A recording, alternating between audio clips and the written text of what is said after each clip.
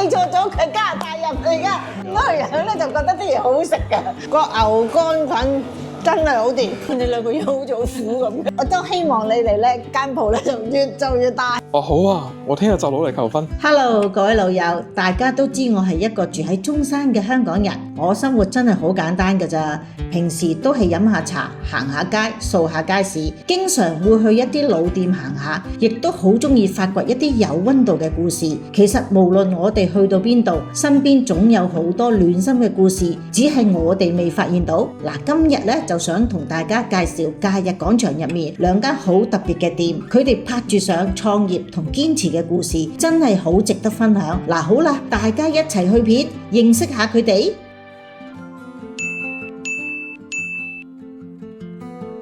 第一間要介紹嘅就係我前面呢間開業9個月嘅意大利餐廳 Basilico， 由一位加拿大人 Alex 同一位香港人 Tom 共同創立。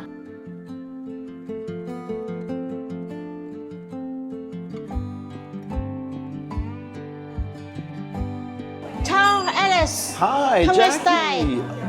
Jackie, I think you forgot. I can't speak Italian. I'm Canadian. 我記錯咗，佢加拿大人嚟㗎。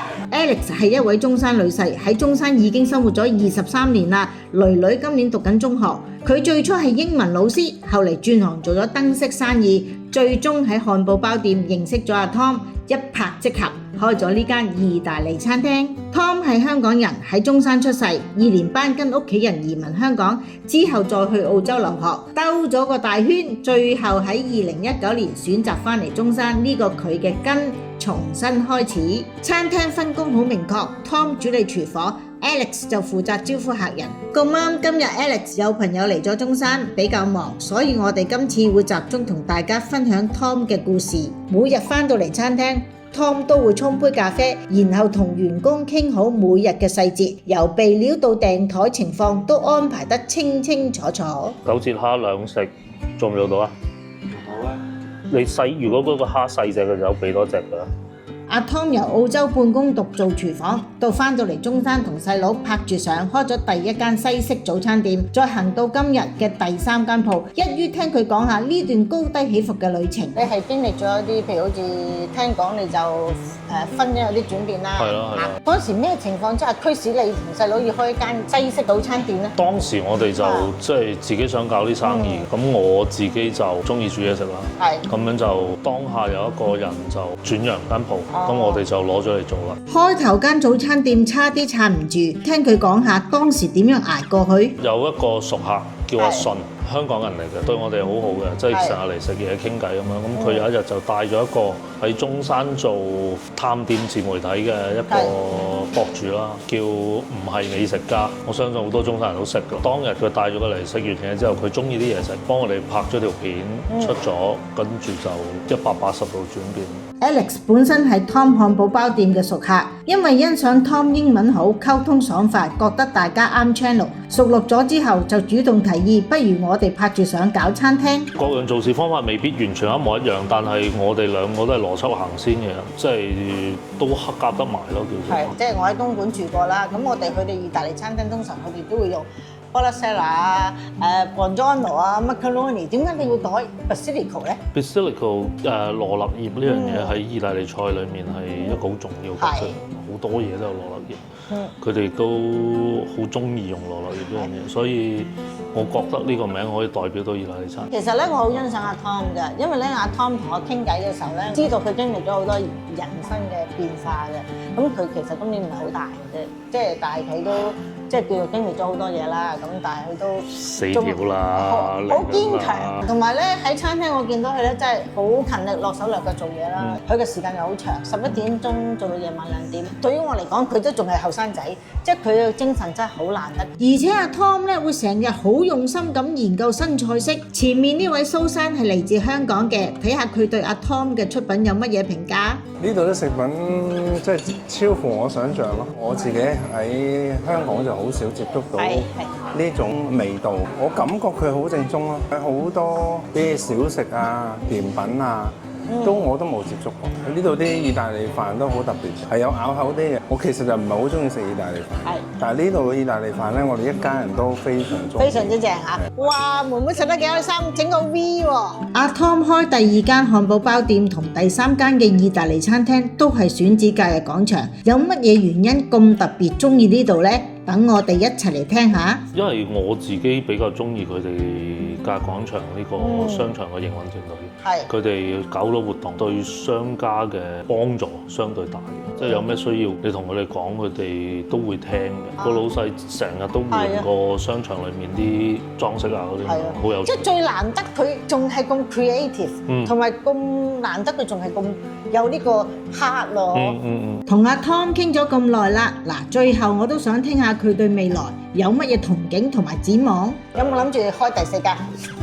會嘅，都會嘅，即係到時合適嘅話會咯。跟住中央廚房啦，再 creative 少少嘅嘢啦，私房菜類似，跟住做一啲特色少少嘅味道出嚟，呢個會係我想做嘅嘢。好啦，咁我哋今日同阿 Tom 傾到呢度啦，咁一陣間梗係要試翻阿 Tom 兩個招牌食品啦，係咪啊？嗱，你睇佢笑得幾開心，我一見到佢樣咧就覺得啲嘢好好食嘅，係咪笑得好甜啊？不過如果剃下鬚可能會更加好啲。係，算啦。呢個檸檬 pizza 我唔用刀叉食啊，直頭用手食啊，嗰檸檬味好香，同埋嗰啲 mozzarella 嗰啲 cheese 咧，嗱好掂。加埋一齊咧，個味啱啱好，好正，又唔會太酸。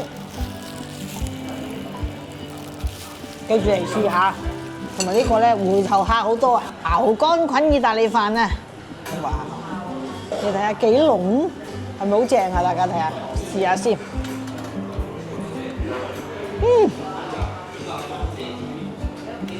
我唔識形容，但我覺得好香。個牛肝菌真係好掂。由 Day One 嚟到呢間餐廳，同佢哋已經傾得好開心，衷心希望呢對港家兄弟繼續拍住相，越做越好。Give me five。Okay, Jackie. Thank you。跟住要介紹嘅第二間店就係位於2樓嘅首創坊好禮飾物店。白色衫嗰個係 Sarah， 黑色衫嗰個係 Pansy。佢哋讀大學嘅時候修讀專業產品設計，畢業後一直都冇諗過一齊創業。其實佢哋同其他女仔一樣，都係好中意行街買飾物。後嚟出去學金工工藝，發現原來首飾可以自己手工做嘅，而且好有樂趣。於是喺2018年就決定喺假日廣場開鋪，每日返到鋪頭打理好植物，整理好工具，攬起圍裙，就係佢哋將創意同堅持變成客人手上嘅作品。即使創業初期好多困難，佢哋都從來冇諗過放棄。依家就等佢哋親口講下創業路上嘅艱難時刻。難事開頭啦，咁第一步就肯定要有錢先得啦。見你兩個憂做苦咁嘅，租金同押金都用咗我哋成大半㗎啦。咁你咁初期點樣頂咧？你兩個？就一路做嘢，咁又請人嚟幫我哋睇下，自己一收工又即刻過嚟睇咁樣咯。咁商場佢有佢嘅規矩㗎嘛，佢要10點之後先可以裝修嘅。咁我哋收工之後就裝修到半夜之後咧，我哋先翻去。咁瞓2-3個鐘就翻工。哇，都幾辛苦喎！連裝修你哋都自己搞埋喎。係啊，咁自己做肯定係最慳成本嘅一個方式啦。電你點搞啊？就差呢個電咪自己做。係啊，其他都自己做啊？琴高琴低都自己做啊？係啊，地板啊，所有嘢。日頭翻工，夜晚追夢，由裝修到營運，每一樣嘢都親力親為。佢哋就係用呢種最原始、最搏到盡嘅方法，將自己嘅積蓄同汗水一滴一滴變成今日嘅夢想。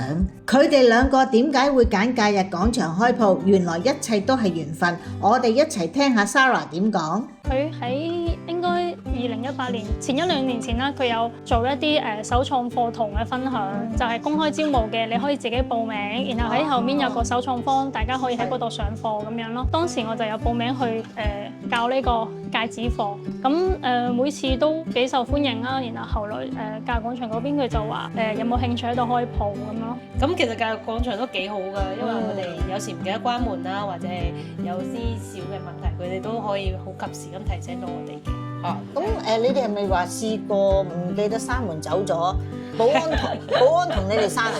佢有鎖匙嘅咩？唔唔係啊，咁佢就會幫我哋睇住，咁佢就話我哋會幫你時刻關注翻間店。嗱，雖然假日廣場唔係話好大型嘅商場，但係啲店都唔少喎，佢都可以關注到，真係唔錯喎呢度。係甚至係嗰啲清潔阿姨啊嗰啲，其實都好好㗎，即係好愛惜嗰啲雕塑啦，有冇去檢查佢有冇損壞啊，有冇抹乾淨啊，佢都係有一種好有文藝氣息嘅一種魅力去吸引住大家，即係一個係聚集點咯。以我所知咧，當初你哋教學嗰陣時咧係教戒指嘅，咁呢一度都會收生教戒指啦，咁同埋你哋當初都係賣戒指為主嘅，咁、你哋應該係2018年開始開店㗎嘛，咁喺呢段期間咧，有冇經歷咗啲咩事或者人物令到你哋一定要堅持呢盤生意到而家咧？咁諗起都有好多好溫馨嘅故事啊！